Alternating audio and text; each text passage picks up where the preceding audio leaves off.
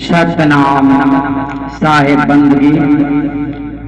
परमात्मा की प्राप्ति हेतु जिज्ञासु सभी भक्तजन ध्यान पूर्वक सत्संग को सुनेंगे और समझेंगे, क्योंकि परमात्मा को प्राप्त करने के लिए केवल एक मार्ग है और इस वाणी के आधार से आपको उस मार्ग का पता चलेगा।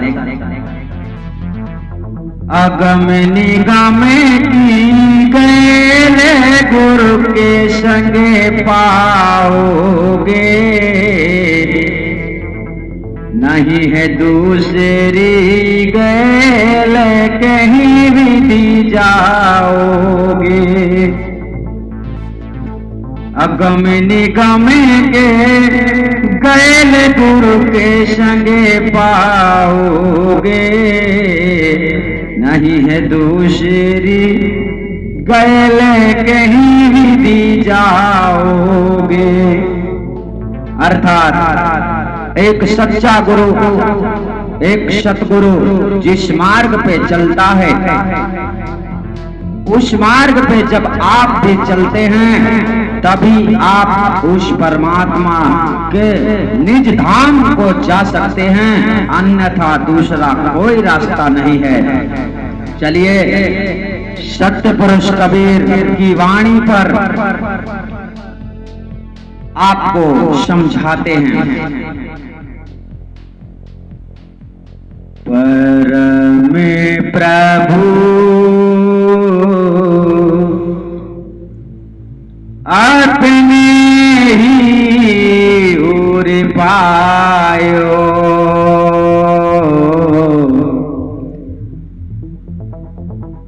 जुगने जीवन की मीठी कल्पना, सतगुरु भेद बतायो।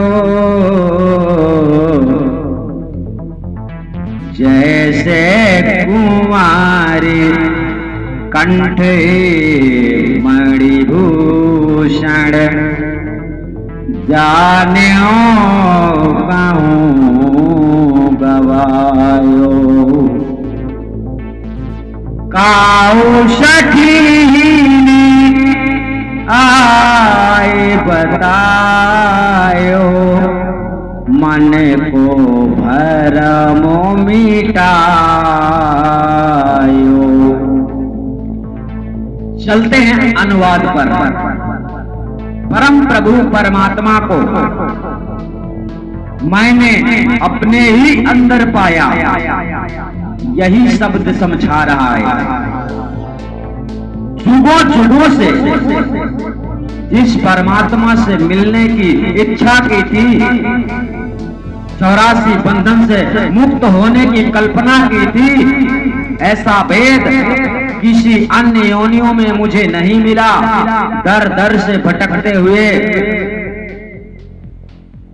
भटकते भटकते मनुष्य की जब योनि प्राप्त हुई, तब मुझे सतगुरु मिले और वह भेद बताया, जो भेद संसार में गुप्त है, जिसे कोई नहीं जानता सतगुरु के सिवाय। उदाहरण देते हैं, जैसे राजा अपने आभूषण को उतार कर किसी अमुक स्थान में रख देता है और भूल जाता है। अपनी भूल के कारण परेशान हो जाता है, उसे खोजते खोजते, क्योंकि भूल गया है कि कहीं किस जगह पर वह वस्तु रखी हुई है, भूल गया। तो अपने समस्त प्रजा को भी परेशान कर देता है कि खोजो, मेरा आभूषण खो गया है। प्रजा बेचारे क्या करेंगे, उन्हें ऐसा लगता है किसी ने चोरी कर लिया होगा। तो राजा भी परेशान और सभी प्रजा भी परेशान। यानी इसी प्रकार इस शरीर को शांति नहीं मिलती है। इस शरीर के अंतर्गत रहने वाला मन और इस शरीर के अंतर्गत रहने वाली सूरत आत्मा को ऐसा लगता है कि मेरी वस्तु कोई चोरी करके ले गया है, उसे दर दर खोजते हैं लोग, भटकते हैं। इस तरह से राजा का दृष्टांत देकर सदगुरु समझाते हैं कि जिस प्रकार से जब सखी मतलब यहाँ पर राजा के महलों में रहने वाली दासी होती है, जो राजा का ख्याल रखती है, उसे सारी बातें पता रहता है, राजा कहाँ बैठता है, राजा कहाँ सोता है, राजा क्या करता है, राजा की क्या क्या जरूरतें हैं। इस प्रकार से वह आभूषणों के बारे में आकर बता देती है कि राजा तुम्हारा आभूषण तो यहाँ पर रखा हुआ है, तुम क्यों परेशान हो। ऐसा उत्तर सुनकर राजा के मन से भ्रम समाप्त हो जाता है और राजा सारी प्रजा को शांत कर देता है और स्वयं भी शांत हो जाता है, अर्थात भ्रम खत्म हो जाता है। यहाँ पर सखी रूप में मनुष्य को गुरु प्राप्त होता है, जिसके मिल जाने से वह भ्रम नष्ट हो जाता है। फिर आगे वाणी कहती है, ज्यों तिरिया सपने सुत खोयो, जान के दिए अकुलाए, जागे परी पलेगा पर पायो, ना कहूँ गयो ना आयो।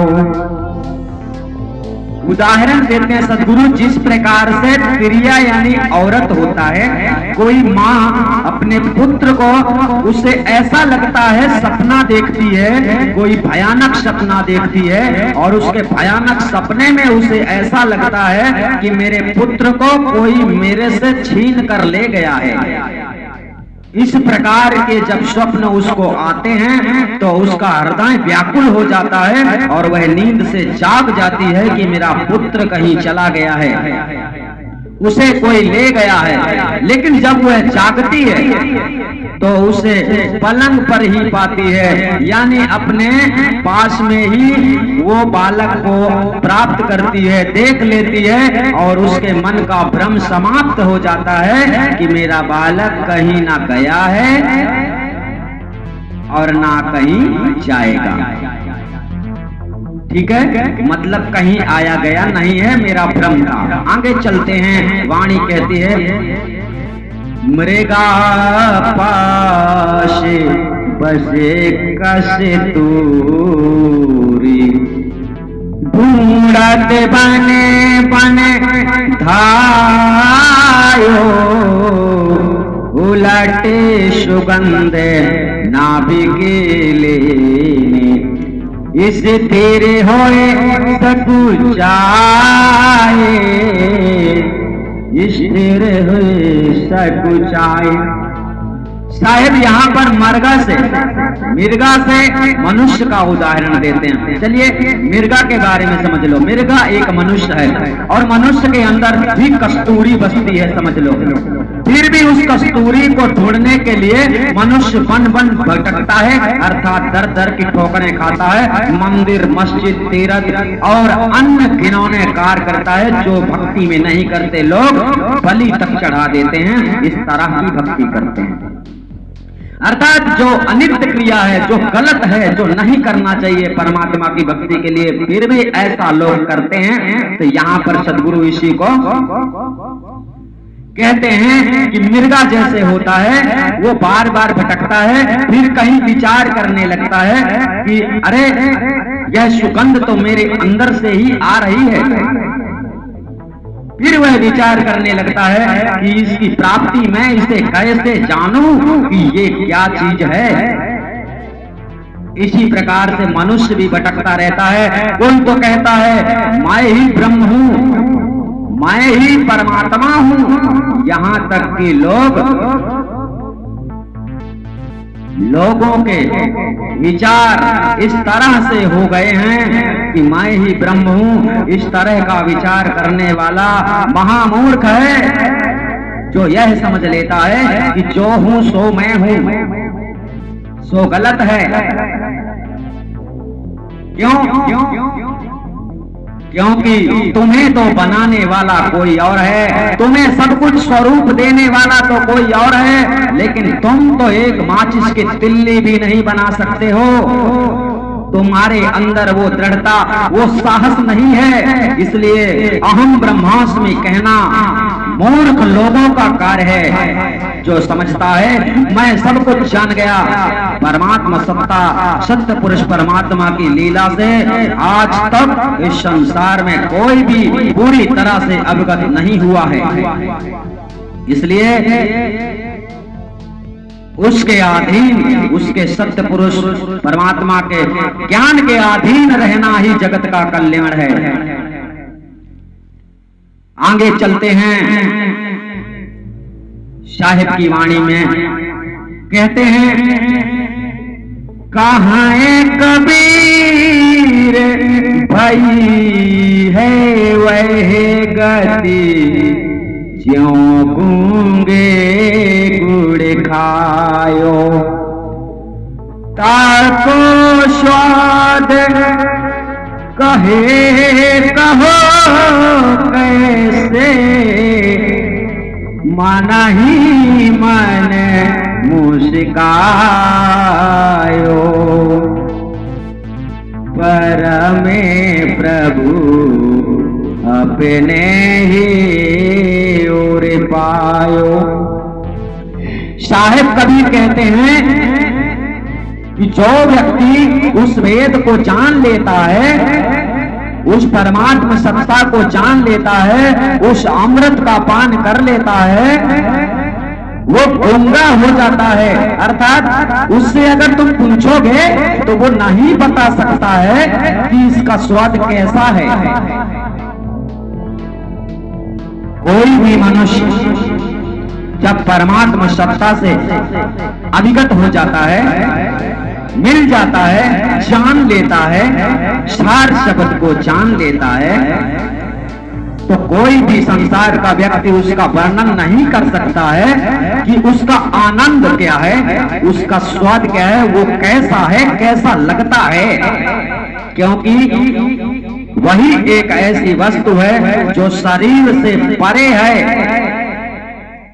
और कल्पना के भी परे है, विचार मुक्त है, वही निर्विकार है।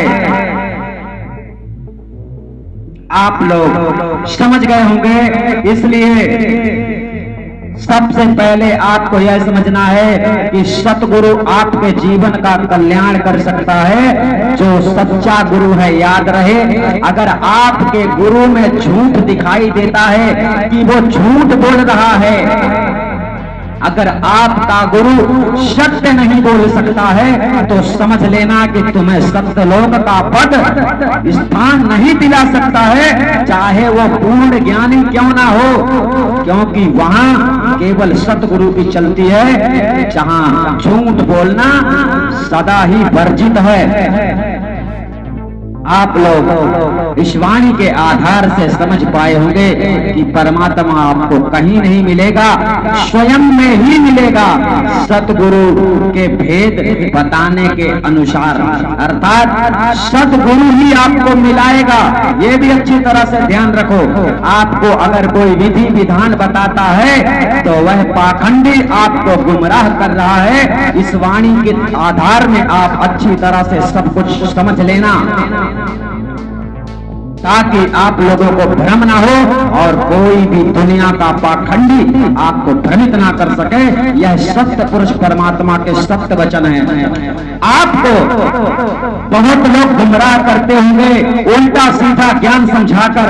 आपको पता नहीं है कि सत्य क्या है। इसलिए आप लोगों के लिए इस चैनल में दिए गए कॉन्टैक्ट नंबर हैं, उसमें संपर्क करके समाधान कर लिया करो कि कहीं हमें भूल तो नहीं हो रही है, तभी आपका कल्याण हो सकता है।